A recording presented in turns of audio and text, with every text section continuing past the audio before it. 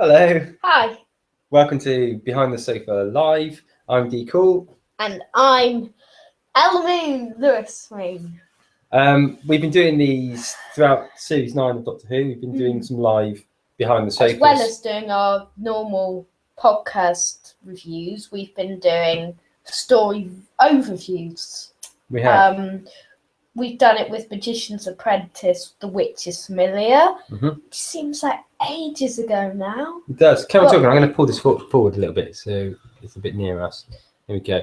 And then 2 weeks ago, we recorded a live episode reviewing Under the Lake Before the Flood. But now we are here to review the Maisie Williams ones. Okay, which are called? The Girl Who Died and The Woman Who Lived. But I like to call the first part The Girl Who Womaned for some reason. I get confused over the names, don't I? That's the second part, The Girl Who Lived. That's the most of the universe, actually, I've noticed. The amount of people that have got the names wrong. Interesting one, and we decided to do this as a single review, even though you could argue that it's actually two separate stories. Because the reason is, with these, it's a bit annoying. Maybe when we're doing Sleep No More, Face the Raven, maybe we shouldn't do a live episode. Yeah. Because if we do, then we're repeating ourselves on the podcast, and maybe people won't be so interested in us talking about things twice on the same episode. So maybe we should just do them for two-parters or related episodes. But who knows? Sleep No More and Face the Raven may be linked somehow. Do you know what? I've got a feeling they will be. I've got a feeling that the two-parter thing is effectively going to run all the way through it, even if some of them aren't true two-parters, like this one. So these weren't true two-parters. They were only two-parters because the theme of Maisie Williams' character, Ashel Dear / me. / the Nightmare. As you remember from last week's podcast, I always get the name. Ashel Dear sort of ran through both stories. So should we, without further ado, did you want to give a bit of a synopsis of both? Both or one? Are you going to do them as a combined one? I'm doing them as combined. Which is going to... No, I'm on the wrong one. I'm just trying to find it. So that's the good thing about modern technology, isn't it? Yeah. So, so captured by Vikings, the Doctor and Clara must protect their village from space warriors from the future, the Maya. Outnumbered and outgunned, their fate seems inevitable. So why is the Doctor preoccupied with a single Viking gal? Later on, in the Highwayman times, Deadly Highwayman the Nightmare and his accomplice come face to face with the Doctor. How can he stop a devilish betrayal? Ooh, exciting. So, what did you make of the stories, first of all, or did you want to get straight into the... I don't mind. Into the specifics. We should talk straight into the specifics, shall we? We've got to do the story roundup first. Okay. So this is from season 9, obviously. What did you think of Peter Capaldi in this story? I think you could argue that, particularly in the second part, The Woman Who Lived. Woman Who Lived. I think in a way it might have been his strongest episode so far, because I think Peter Capaldi's Doctor is at his best when he's doing long dialogue bits. I think that's where he really comes to the fore, because he's great at that, and he's had it a couple of times already in the series. Obviously, he had that real big speech as well with Davros in the first story. And Maisie's great. You know, we'll come on to our favourite bits in a minute, but there's some really great interplay between the two characters. There is. So we got some great moments between the Doctor and Clara in both parts of the story. However, Clara was quite a major part in Girl Who Died. In Woman Who Lived, she only appeared for a scene. She did, yeah, because she was off teaching the children taekwondo before that, wasn't she? How does she teach children taekwondo? Oh! I thought that was quite funny. It's a repetitive joke. Yeah. They've already done that, have they? Have they? Oh, I didn't realise that. They said it in Robot Sherwood. Oh, right, okay. Okay. They didn't use it like that. They used it saying she's done it before. But... right, okay. Yeah. No, I think that was quite funny. It was good that she was she wasn't in the second part, I think. Yeah. Which is nothing against Clara, because as you know, I like Clara a lot. Yeah, we both like Clara. But I think it was nice. I think if you'd have had her in it as well. Some people can't wait for her to leave. Yeah. I think if you'd had her in it as well, it would have been too much. And I think instead, what it enabled it to do is really focus in on that relationship between Capaldi and Maisie Williams. It's interesting, isn't it? Because she was still talked about a lot, because there was a lot of references throughout that second part about the death of Clara, or losing Clara. Yeah. And that's been a running theme really throughout the whole of the series. Yeah, could you even go as far as to say that is the series arc?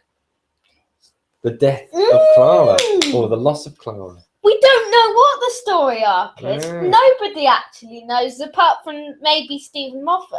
Yeah, so maybe he didn't either. Maybe he just thought to me, I ran out of story arc. I forgot to put a story arc in. No. So, who was the companion then over this this 2/1 story? Of course, Clara, but you could kind of say that Ashildr was, but you can't say Lady Me was. Really, you can say Ashildr or the Nightmare were the companions, but maybe not Lady Me. Do you know, the funny thing is, I would sort of say that Ashildr, or Me, was more of the companion in the second one than the first one. Yeah, I know. That's what I mean. Yeah. But Ashildr... Oh, because of the split personality, you mean? So, yeah, because there was a sort of... Because there was a... It mentions in the synopsis about the devilish betrayal. And... Yeah, true. So... normally when we're doing our normal randomizer run through, we mention which series it comes from. I guess that's fairly obvious in this instance. It's series 9. We know the Doctor is Peter Capaldi. Yes. So should we move on to questions? Yeah. So we usually when we do these run throughs, we have a handful of standard questions that we use to pose to ourselves and prompt a little bit of debate, really, don't we? So what was your favourite baddie in the story? Okay. A few to choose from, really, wasn't there? Because if you think about it, we had the Maya in the first one, who were interesting themselves, weren't they? Because we always had that impression that they were these robots, but actually, when the helmets get taken off, you realise they're not, are they? They look a bit like the Hoyks. Yeah. Oh, are you not thinking about the Hoyks? I was thinking the things that looked a bit like the Maya without the helmets on. I thought the hat, was it? Yeah. Oh yeah, a mix between the Hoyks and the hat. I can't remember what the Hoyks are, but Hoyks are very underused villains. So yeah, the Maya. You could say so with the Maya. Probably, in fact, you could say as were most of the villains in this series so far, other than the Daleks and Davros. But that's another point. There's Fisher King and the Myron Odin and Leandro, or as I call him, Fiery. So I guess that's the other thing, isn't it? So we've mentioned the Maya as being one of the baddies. We also had, as you say, fake Odin. Yeah. And that was some good bits there, wasn't there? And then in the second part, you had what's he called? The Fiery. What's his name? Leandro. Or Lenny the Lion. So, out of those, what was your favourite? Well, they're all very underused villains, really. So it's very hard to choose. I'm going to say the Maya because of the threat they posed and everything, and the idea. Yeah. But I think they were very wasted. as with the Fisher King and Lenny the Lion, fiery. So yeah, I think I think I think probably the Maya were the coolest idea. Having said that, Leonardo, whatever he's called, Leandro, fiery. Just looked great, didn't he? That was some really good sort of design and everything like that. So, but I think I'll go with the Maya as well, because I like the idea of, although they were defeated fairly easily, I liked the idea of them being this sort of notorious gang of vagabonds. So we had some great moments, including the dialogue moments between about immortality between the Doctor and Lady Me, or Ashildr, or the Nightmare, or whatever. Yeah. I think that was probably the strongest bit over the two. It was over the two parts, particularly when it got when it got into that sort of bit when it was talking about the fact that Me, or Ashildr, because she just had a normal human brain, there's only so much she could retain. So her memory wouldn't remember everything. So she ended up writing a lot of stuff down. But it had that really great sequence where it went through her character over the years. It showed her involved in the War of the Roses and stuff like that. And then it got to the point with the plague where basically she'd lost her children. And that was a very sort of sad, emotional moment, wasn't it? And it was very powerful, I think. Yeah. Very, very powerful. And it made you realise that, nobody wants to die. No. But you also have to question whether it would be much fun to live forever on your own. If the two of us were living forever, it'd be great, because we'd be doing like podcasts forever, wouldn't we? So the endings between the two parts were particularly strong. I mean, Girl Who Died, we had the effective scene where Maisie Williams was swirling around the world. She was getting sadder and sadder. And the Woman Who Lived ending, that beautiful scene between the Doctor and Clara, we had a few moments. We had the selfie between Clara and that gal, and it had in the background Me or whatever in the background in the modern day. And also we had a few lines indicating on Clara's demise, like I'm not going anywhere, old man, daft old man. I think actually lines indicating in the whole story. I think there were some best moments from both clips, wasn't there? I think if you go back to the first story, which was obviously a lot more light-hearted, you had that great scene towards the end where where Clara sort of loaded up the video and put the Benny Hill theme tune on it, just to show that the Maya weren't actually that good after all, which was very funny. You had, thinking of funny, you had the great section with I've forgotten his name now, Rufus Hound's character. But this links into our next question about best supportive cast. Okay.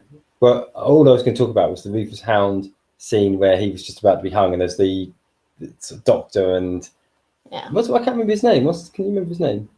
What? Rufus Hound's character. Sam Swift. Sam Swift, yeah. And they're sort of swapping japes, aren't they? And it's got sort of a dark humour to it. But what did you think of the guest stars like Maisie Williams and Rufus Hound? I mean, Maisie Williams played in Girl Who Died. Some people may say, including me, that she was a tiny bit underused, but there was a reason for that because of all the build-up and everything. But in the second story, she was more used than Clara. Yeah, I think Maisie Williams is great. Anyway, I think she's a fantastic little actress. And you always say that. Yeah, no, I do. I think she's great. I mean, from watching Game of Thrones, she was immediately one of my favourite characters in it. Even go back from when she was really, really little, just because she's so strong in her portrayal. And I think she brought that through with her appearance in Doctor Who as well. So I think Maisie Williams was great. What did you make of Rufus? Rufus was a very good actor, and lots of people have been saying that. you know he's really enjoying it. And we're enjoying his jokes and everything, and it's just a bit of character development, and it's nice how he gets the immortality thing, and it was used very well, the immortality chip, in a very clever way. Yeah, and he's got. He comes across really funny, doesn't he? He comes through as this sort of like larger than life, always happy sort of character, which is a really great balance against Maisie's character, who's really struggling with immortality, and it's sort of like I don't want to live here anymore. And yeah, before he becomes immortal, he's just making the most of life, isn't he? So it's short, but I'm enjoying it. So the final question is, what part out of the two did you most enjoy? The second part. Yes, me too. Definitely. I enjoyed both, actually, and there's not that much. I know most people disagree, but I actually only slightly preferred part 2, but I enjoyed both parts immensely. Yes, but I very much enjoyed Woman Who Lived. Yeah. So where did it come in our leaderboard then? I think, obviously, because we're live, we can't flash it up on the screen here. But I think we've both got it in the same place, haven't we? And we've got the first part 5th or 4th? So let's think. At the top at the moment, we've got Magician's Apprentice. Yeah, it's 5th. It's 5th. Is that, I was thinking it was 4th. It's 5th. Is it? No, the first part's 5th. Oh, yeah. Second. So, Girl Who Died is 5th, and The Woman Who Lived is 4th. Right, okay. What's above it then? Because I was thinking it was... Under the Lake, Hand of Fear, and Magician's Apprentice. Okay. Which is really yeah, I'm with you. Yeah, no, that sounds right. So, next up, is that all the questions? Was there anything else we need to say about? No. So, next week, well, tonight actually, we've got the first part of the Zygon invasion, followed by the Zygon inversion. So we'll be chatting about that here, not next week, but the week after. Yeah. In the meantime, probably next week, if we get a chance, we might be starting to talk a little bit about Colin Baker's top 5. Yes. So if you want to see our individual review of the Woman Who Lived on the podcast, then you can see that at 4, or if you're watching this not live, then it's already on YouTube. So it's just going to be called Dr. Time and Space, the Woman Who Lived review. So make sure you tune into that, and hope you all have a happy Halloween. See you later. Thanks for watching. See you later. Goodbye.